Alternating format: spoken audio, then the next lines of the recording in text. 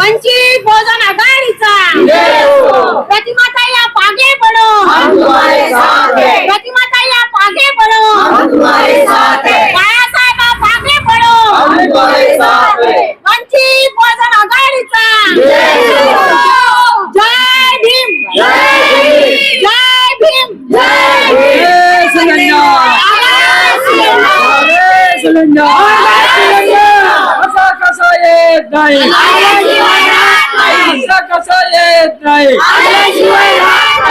मित्रांनो, जय भीम, नमो बुद्धाय. आपण पाहतात आमचं चॅनल.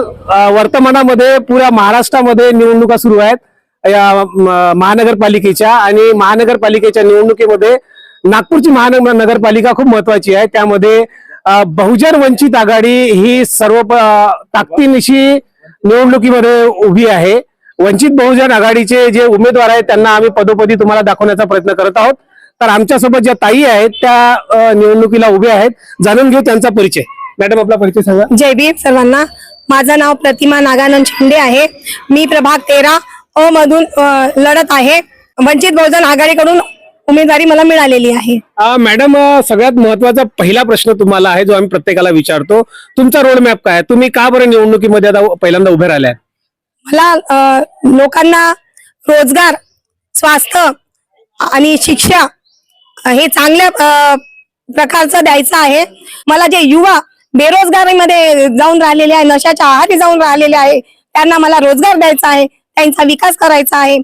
आणि जे महिला आहे ज्या घरी राहतात त्यांना रोजगार, स्वयंरोजगार द्यायचा आहे.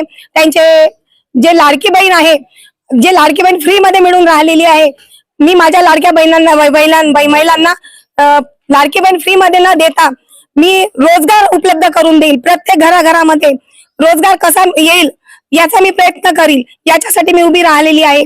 आणि जे मुलं नशाच्या आहारी जाऊन राहिलेले आहे त्यांना पण नशा मुक्तीसाठी, त्यांच्यासाठी पण मी रोजगाराचा काही व्यवसायाचा प्रयत्न करील. आणि जे शाळा आहे ते जे मराठी शाळा जे बंद करण्यात आलेले आहे ते मी पूर्ववत सुरू करण्याचा प्रयत्न करील. आणि डिजिटल क्लास आणि जे ग्रंथालय आहे ते सुद्धा डिजिटल करण्याचा प्रयत्न करील. निश्चितच तुम्ही कराल ही अपेक्षा संपूर्ण लोकांना राहीलच. महत्वाचा अजून एक प्रश्न आहे की तुम्ही शिक्षणाच्या बाबतीत म्हटलं आहे आणि रोजगाराच्या बाबतीत म्हटलेलं आहे आणि स्वास्थ्याच्या बाबतीत म्हटलं आहे. याबद्दल तुमच्या मनात अजून काय खतखत आहे? शिक्षणाचं हे बाजारीकरण झालेलं आहे. सरकार खाजगीकरण करून राहिलेलं आहे. आणि जे साधारण लोक आहे त्यांना हे शिक्षण परवडत नाही आहे. जे गरिबाचे मुलं आहे ते शिक्षण घेऊ नाही शकत आहे. त्यांच्यासाठी चांगल्या शाळा, डिजिटल शाळा ह्या सुरू करण्यात आल्या पाहिजे. हा मी प्रयत्न करील. संविधानामध्ये शिक्षणाचा हा अधिकार फ्री मध्ये दिलेला होता. आणि जे प्रायव्हेट शाळा आहे त्याच्यामध्ये कुठली शाळा, गरिबाची शाळा तुम्हाला दिसून येते का? त्याच्यामध्ये आपले जे साधारण मुलं आहे ते शिकू शकतात का? आणि गव्हर्नमेंट शाळा ह्या बंद पडलेल्या आहेत, त्या पूर्ववत झालेल्या पाहिजेत. आणि त्या सर्वसामान्य लोकांच्या हायटेक मध्ये झालेल्या पाहिजेत. याच्यासाठी मी प्रयत्न करील.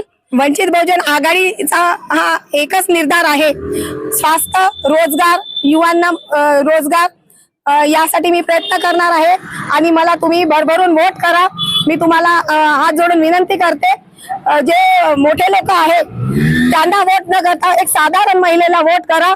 मी एक साधारण महिला आहे, मला तुम्ही भरभरून वोट करा. माझा वोट नंबर आहे 8 आणि माझं चिन्ह आहे गॅस सिलेंडर, वंचित बहुजन आघाडी.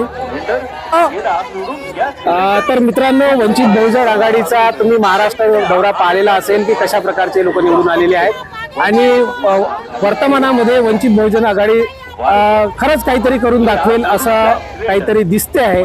वर्तमानामध्ये जे आम्ही सोशल मीडियावर पाहतो आहे ते वंचित बहुजन आघाडीच्या माध्यमानं भरपूर काही होणार असं दिसते आहे. याबद्दल तुमचं काय मत आहे ते आमच्या चॅनलच्या माध्यमातून कमेंट बॉक्समध्ये जरूर कळवा.